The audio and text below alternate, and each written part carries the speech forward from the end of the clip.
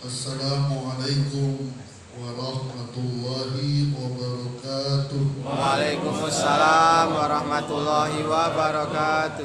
Ilahi anta maksudi wa ridhaka matlubi, atini mahabbataka wa ma'rifataka, wa atini ma'aka abadan. Ikhwan akhwat yang dirahmati oleh Allah, kemarin di rumah Bapak Dr. Kultur, Abah di hadapan ikhwannya Allah memperlihatkan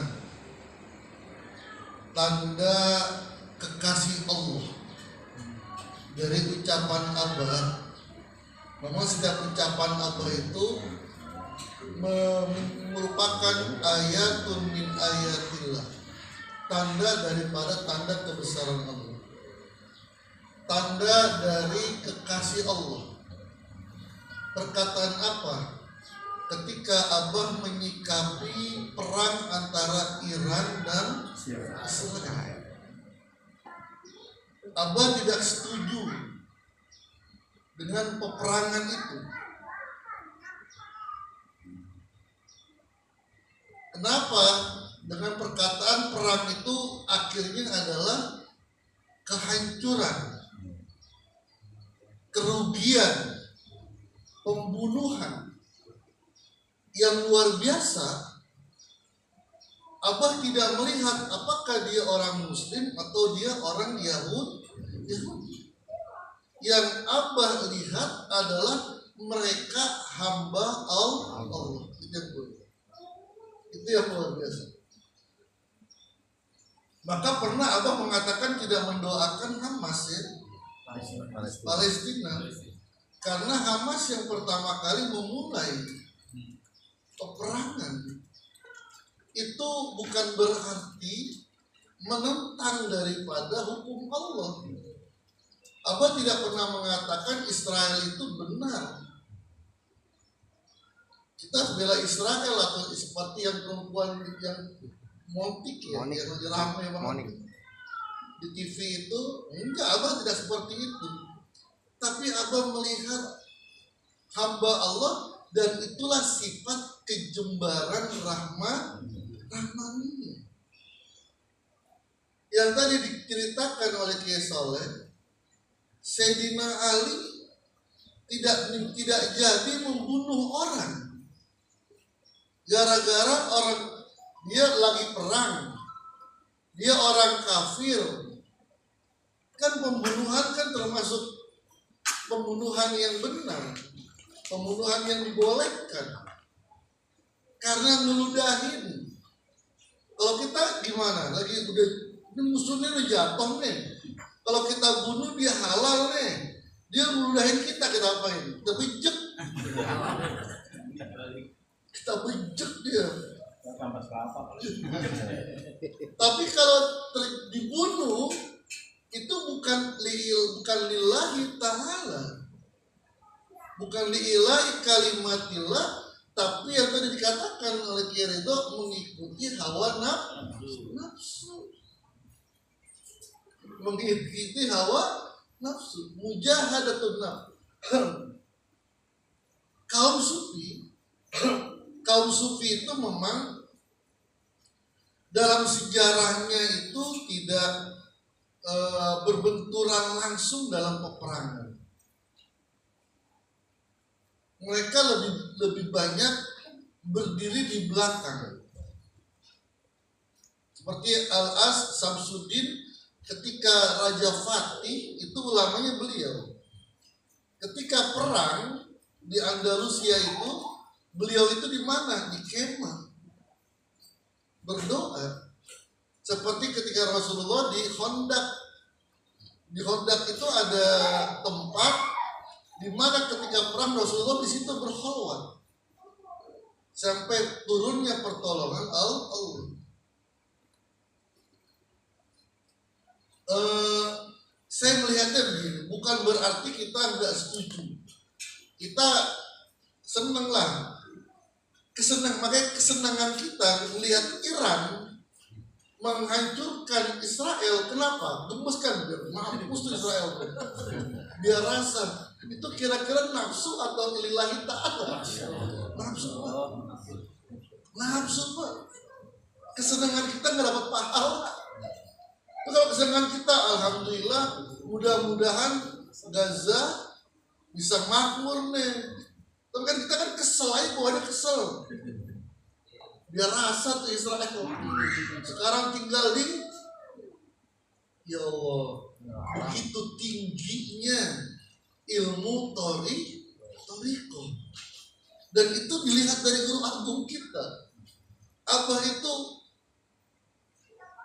Kalau beliau fokus misalnya, saudara, fokus dengan menggarap ilmu tasawuf itu mungkin luar biasa. Tidak ada ahli tasawuf pembahasannya sedalam daripada pembahasan guru agung kita. Gak ada. Gak ada profesor manapun yang mengatakan wali Allah itu siapa. Di sini senang, di sana senang, di mana-mana itu wali Allah. Gak ada profesor yang membahas itu. Membahasnya kemana-mana, bikin orang puyeng wali gimana sih? Apa gampang? Wali Allah itu apa? Di sini senang, di sana senang, di mana-mana. Inilah makna daripada la khaufun alaihim wa la hum. Kalau Abah misalnya benar-benar udah pokoknya ya seperti Imam Ghazali lah. Dia nggak ikut perang, dia pokoknya ngurusin tazkiyatun nafas saja. Udah luar biasa. Tapi karena beliau sekarang punya tugas, Abah sekarang lagi ada tugas. Siapa yang memberikan? Hakikatnya Allah. Tugas apa? Nih, mengindonesiakan Indonesia. Maka perkataan Abah pasti ke sana. Pasti ke sana. Yang kalau bahasa orang-orang luar nih, mursid ente ada-ada aja nggak selesai-selesai. Kita lagi ngomong sama teman kita, itu Abah Aus kok gak ada selesainya. Yang kemarin belum selesai, sekarang baru lagi. Sekarang baru lagi kan? Iya. Hajar Aswad. Iya, angkat komando. Rame Hajar Aswad. Tapi aku nggak mau emang udah seperti itu. Dan itu tongkat sejarah. Maka kita ini, saya sering mengatakan kepada ikhwan, kepada diri saya juga, inilah konsekuensi kita berguru kepada al-arif billah. Yang tadi dibacakan ini ra'aitullaha binuril qalbi. Aku melihat Allah itu dengan cahaya hati. Gak bisa setiap orang bisa melihat itu. Sekarang kita ngelihat nih, Bang Iwan nih ngelihat, dia mulai cakep banget, semuanya ngelihat sebenarnya. Tapi di balik Bang Iwan gak ada yang belum tentu ada yang lihat. Di pikirannya Bang Iwan gak ada yang kita lihat nih. Oh kalau saya sih ngelihat nih, janda di belakang. Tapi guru itulah yang dilihat oleh guru agung kita. Konsekuensi kita punya guru yang sudah al-arif billah, dia akan mengajarkan sesuatu ilmu yang tidak umum orang ajarkan.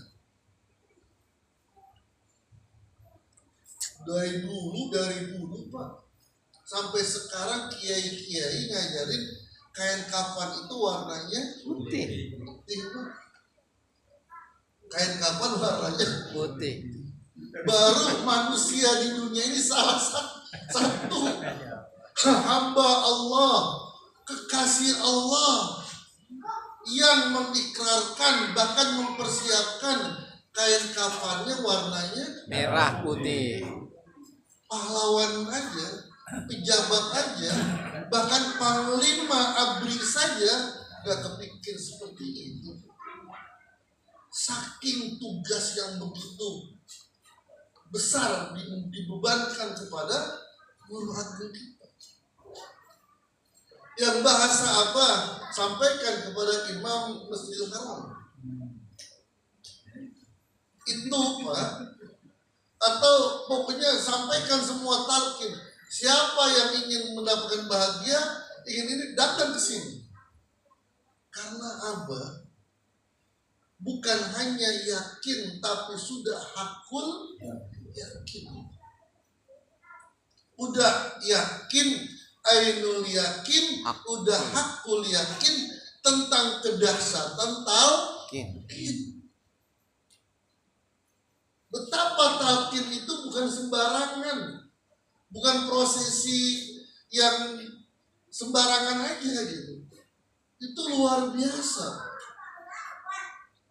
Talqin itu bukan sesederhana yang kita lihat. Ada sesuatu yang Anda lihat dan hasil daripada itu. Yang pernah saya ceritakan, ada seorang wakil talqin nanya, nitip pertanyaan ke saya. Ya, tanyain Abah. Ente aja nggak bisa nanya sama Abahnya. Tadi ketemu Abah udah nggak bisa ngomong. Apa? Dalam setiap proses talqin, beliau melihat barisan orang-orang berkumpul memakai pakaian putih, menundukkan kepala, dan di situ banyak masai-masai, diantaranya ahli silsilah. Lihat kayak begitu. Kalau saya sih yang bening-bening kelihatan. Ya salam. Serius kan dengerin. Bener ya? Bener ya, bener. Terus ngapain pertanyaan apaan? Itu kebenaran atau halusinasi? Setiap talqin. Tolong Yai tanyakan, itu kebenaran atau halusinasi? Saya khawatir. Mantap juga itu, bisa kayak gitu. Saya kadang-kadang talqin ya, lihat sih, nenek. Aduh. Lalu di rumahnya Pak Sutomo, kalau yang dia lagi nonton TV itu, kan biasanya kan dari Pak Kiai Nafis ya. Saya nanya, Abah, Kiai Anu nanya apaan? Ya yang tadi itu maunya talqin, setiap talqin beliau bilang kayak gini, apa dia tahu langsung inna anzalnahu fi lailatul qadri wa ma adraka ma lailatul qadri khairun min alfi syahr tanazzalul malaikatu war ruh. Udah apa? Udah berhenti situ. Tanazzalul sudah selesai dah. Apa dia Pak? Oh paham. Ternyata dalam proses talqin itu kayak orang wisudaan, kayak akad nikah pertama. Kalau yang kedua kan sembunyi-sembunyi. Pengalaman lah Mas. Itu orang radio dalam doang. Orang gue emang nggak gitu. Oh, gitu. Kalau gue lihat aja kagak ada.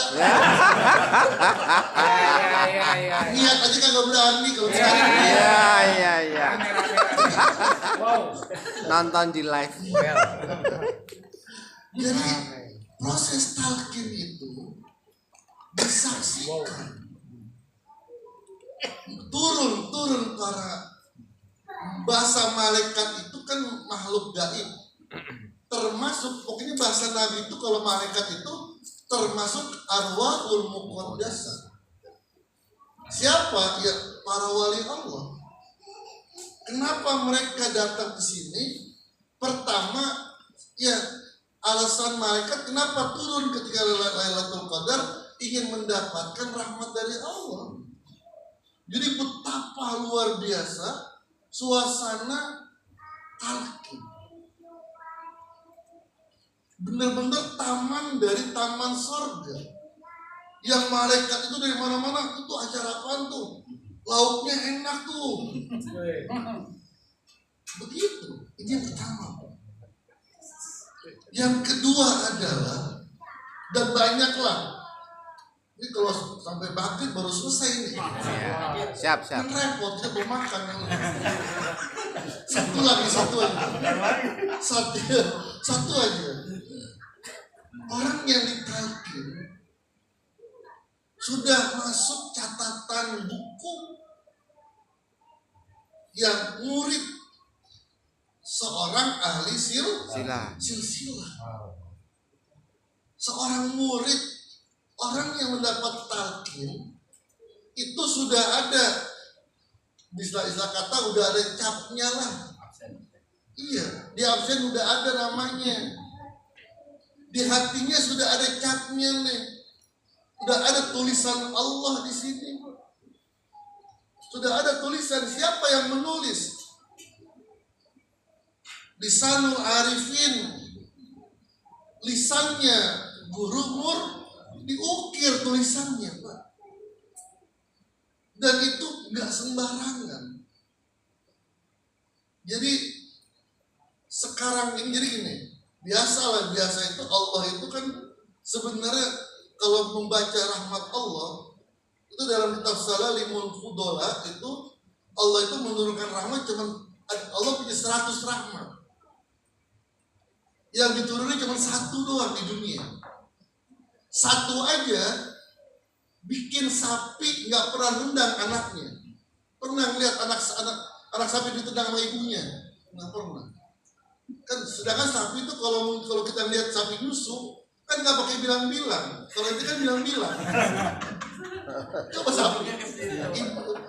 Ya begitu aja lagi berdiri, anak sapi nyeruduk aja udah. Kalau Bang Rohani kan bilang-bilang dulu.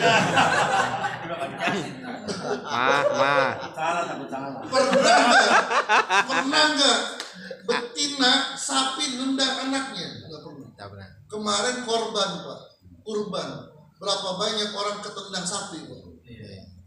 Gara-gara rahmat Allah, nggak ada ibu sapi biang sapi nendang anaknya. Gara-gara rahmat Allah, nggak ada macan makan anaknya. Macan kan nggak mau ngeliat daging. Apalagi dimakan, nggak pernah macan memakan anaknya. Karena rahmat Allah yang satu. 99 itu adanya di akhirat nanti dibagikan. Sebab itulah kata Muhyiddin Ibnul Arabi, kalau melihat ngebahas tentang rahmat Allah, sepertinya semua orang bakal masuk surga. Itu Muhyiddin kan, jadi orang yang kenal Allah, yang benar-benar ma'rifah al-arif billah, yang dilihat kasih sayang Allah udah. Melihat orang bukan lihat jeleknya, tapi dia makhluk Allah, dia diciptakan oleh Allah dengan penuh kasih sayang. Dan Allah pengen nyelamatin semua makhluknya, jangan sampai masuk neraka. Cara yang paling gampang apa? Talqin. Itu Abah sudah bukan yakin doang, sudah ainul yakin, sudah hakul yakin. Betapa talqin itu bisa menyelamatkan orang dari neraka sampai ke surga. Hakikatnya Allah, tapi dengan alasan talqin inilah Allah bisa menyelamatkan mereka. Dan Abah sudah melihat benar-benar. Kalau kita kan baru dengar cerita-cerita, wah si Anu nih, si Anu ditalqin, ya Allah, baru ditalqin. Ada ikhwan cerita bapaknya belum ketemu Abah, Pak. Belum ketemu Abah. Bapak saya Yai ditalqin, belum ketemu Abah. Pas ditalqin juga pakai telepon. Udah ditalqin malam harinya, itu bapaknya la ilaha illallah, nadanya nada TKN. Dia bingung, kok bapak tuh tiba-tiba membaca la ilaha illallah baca gitu. Pak, kenapa Pak? Kamu nggak dengar? itu banyak orang sedang berzikir la ilaha illallah.